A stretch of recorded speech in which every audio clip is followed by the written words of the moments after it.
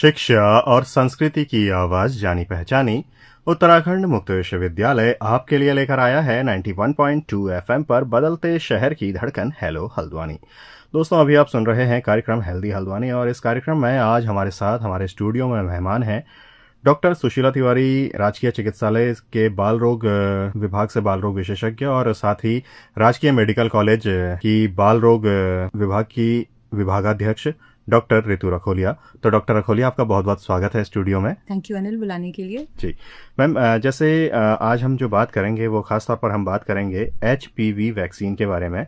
तो HPV vaccine क्या है, और क्योंकि इसके बारे में कई सारी भ्रांतियां भी हमारे समाज में देखने को मिल रही हैं, तो वो भ्रांतियों को किस तरीके से दूर किया जाए या फिर वो भ्रांतियां क्या हैं और उनका क्या सही जानकारी हो सकती है, वो हम अपने श्रोताओं तक लेकर के आएंगे।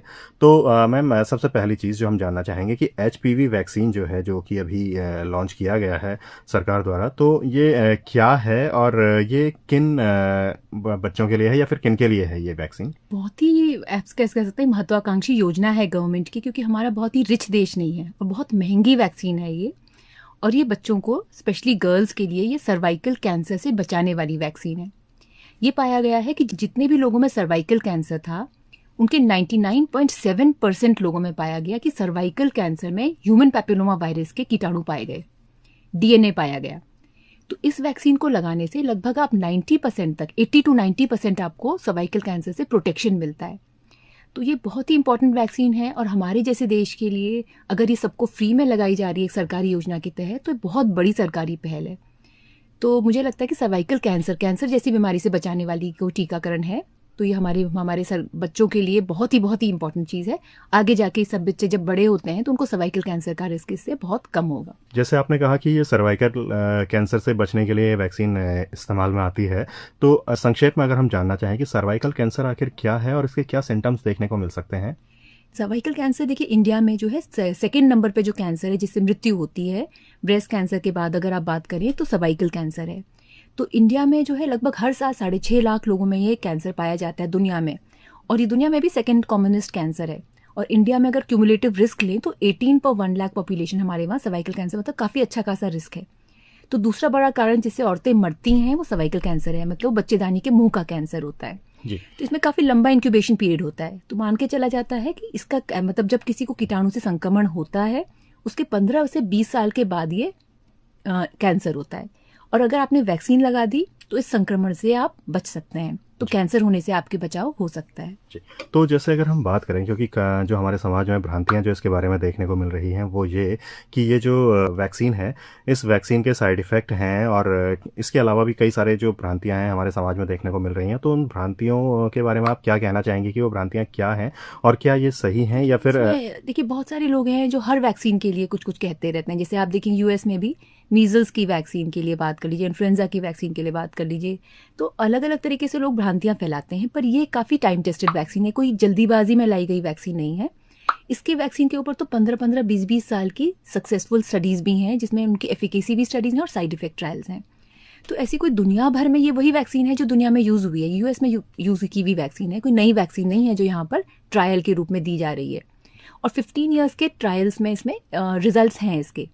तो ऐसा कहीं पर भी इसमें पाया गया कि फीवर, हेडेक और लोकल स्वेलिंग आ सकती है, और एक छोटा प्रतिशत में कुछ बच्चों को हल्का सा चक्कर आ सकता है। वो भी अगर आप बच्चे को बैठा के लगा रहे हैं, बच्चे को लेट के लगा रहे हैं, तो ये भी चीज़ें आपकी इजीली ये भी साइड इफेक्ट्स नहीं होते। ये सब यूनिट वैक्सीन है, कोई ऐसा नहीं कि नई वैक्सीन आई है, आपने कुछ नया किया है। इतने सारे सालों से वैक्सीन चल रही है। हमारा देश इतना रिच नहीं था कि इसको पहले अफोर्ड कर पाए, इसलिए हमने नहीं लगाई। पर 15-15, 20-20 साल के इसके स्टडीज़ हैं सारे डेवलप्ड कंट्रीज़ में भी। तो इसके सक्सेस रेट, साइड इफेक्ट बहुत अच्छे से स्टडी किए जा चुके हैं। तो ये जो है पूरी की पूरी भ्रांतियां हम कह सकते हैं, इसमें कोई भी सत्य नहीं है, दे आर कम्प्लीटली रिफ्यूटेड। तो जैसे डॉक्टर रखोलिया, अगर हम बात करें कि ये जो वैक्सीन है, सबसे पहली बात कि किस एज ग्रुप के बच्चों को लगाई जा सकती है अभी भी, और अगर बाय द वे अगर कोई सरकारी में न लगवाना चाहे और प्राइवेट में लगवाना चाहे किन्हीं कारणों के चलते, तो क्या वो प्राइवेट में इस वैक्सीन को लगवा सकता है? और इसके अलावा जो प्राइवेट हॉस्पिटल्स में इसकी जो डोजेज रहेंगी, वो किस तरीके से डोजेज इसकी यूज़ होंगी? देखिए, हमारे उसमें क्योंकि अभी एक नए तरीके से लॉन्च हुआ है, इतनी बड़ी आबादी में जब लगा रहे हैं, तो सरकारी योजना के तहत ये 14 से 15 साल के बच्चों के बीच के लिए सिंगल डोज अभी लॉन्च किया हुआ है। आगे जाके इसे अपस्केल हो सकता है, कर पाएँ सरकार, पर उनको हर चीज़ अपने बजटरी प्रोविजंस वगैरह देखने पड़ते हैं।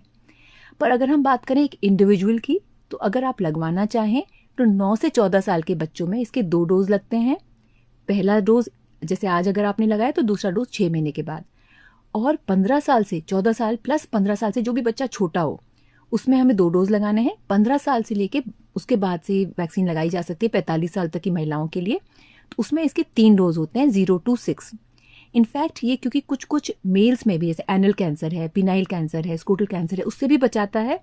तो आप देखिए यूएस में इसको, और इवन आईपी कहती है 9 से 14 साल के लड़कों में भी ये वैक्सीन 0 और 6 के डोज में लगाई जानी चाहिए। तो जैसे आपने कहा कि ख़ास तौर पर अभी वर्तमान में जो ये वैक्सीन है ये लग रही है सर्वाइकल कैंसर से बचाव के लिए। तो क्या लगता है कि सर्वाइकल कैंसर से बचाव के लिए टीकाकरण ये जो है ये कारगर साबित हो रहा है, और किस हद तक ये कारगर साबित हो रहा है? और इसके अलावा क्या सर्वाइकल कैंसर से बचाव के लिए इस टीकाकरण के अलावा और भी कोई तरीके हो सकते हैं? हाँ, ये बिल्कुल सही पूछा है अनिल, क्योंकि काफ़ी बार पेरेंट्स को लगता है कि जैसे अगर हमने टीकाकरण लगा दिया तो इसके बाद फिर हमें स्क्रीनिंग कराने की भी ज़रूरत नहीं है। तो WHO ने एक 90-70-90 का एक स्कीम जैसे आप कह सकते हैं बनाया है। उसमें वो कहते हैं अगर आपने 9 से 14 साल की लड़कियों को 90% लड़कियों को वैक्सीनेट कर दिया और 35 से 45 साल की कम से कम 70% लड़कियों को, फीमेल्स को, आपने पैप्समियर के तहत सर्वाइकल स्क्रीनिंग कर ली, और उसमें स्क्रीनिंग में जितने आपको पाए गए कि जिनको कैंसर है उनमें से 90% को अगर आपने ट्रीट कर लिया तो आप सर्वाइकल कैंसर का पूरे तरीके से खात्मा कर सकते हैं।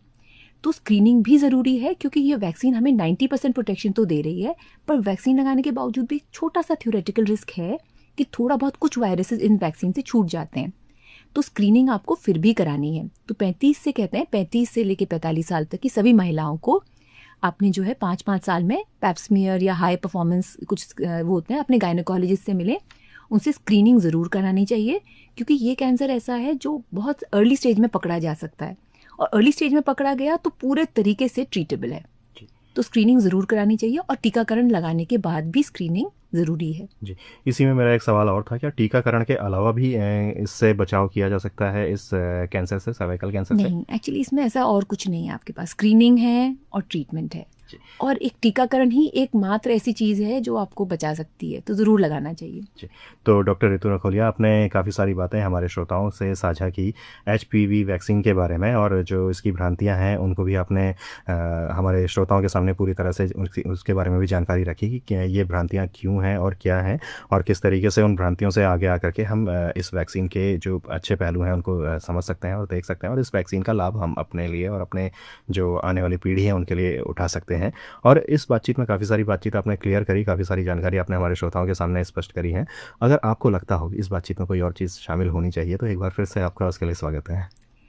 मेरे ख्याल से काफ़ी है। मैं चाहती हूँ जो फिर सरकार ने इतनी बड़ी, जो हमारे मतलब देश में है, आप कह सकते हैं कि एक सरकार ने काफ़ी बड़ी पहल की है। तो इतनी महंगी वैक्सीन अगर हर बच्चे को दी जा रही है तो आपने ज़रूर, आम आदमी ने इसका फ़ायदा उठाना चाहिए, ताकि हमारे बच्चे इस कैंसर से सुरक्षित रहें। तो डॉक्टर ऋतु रखोलिया, आपका बहुत बहुत धन्यवाद हमसे और हमारे श्रोताओं से ये सारी जानकारी साझा करने के लिए। तो दोस्तों, ये थी डॉक्टर ऋतु रखोलिया, डॉक्टर सुशीला तिवारी हॉस्पिटल में बाल रोग विशेषज्ञ और साथ ही राजकीय मेडिकल कॉलेज में बाल रोग विभाग की विभागाध्यक्ष आप हैं। तो डॉक्टर रखोलिया, आपका बहुत बहुत धन्यवाद। और थैंक यू सो मच। और इसी के साथ मैं अनिल भी चाहूँगा हेल्दी हल्द्वानी कार्यक्रम के इस अंक से इजाज़त। फिर आपसे मुलाकात होगी, तब तक के लिए नमस्कार।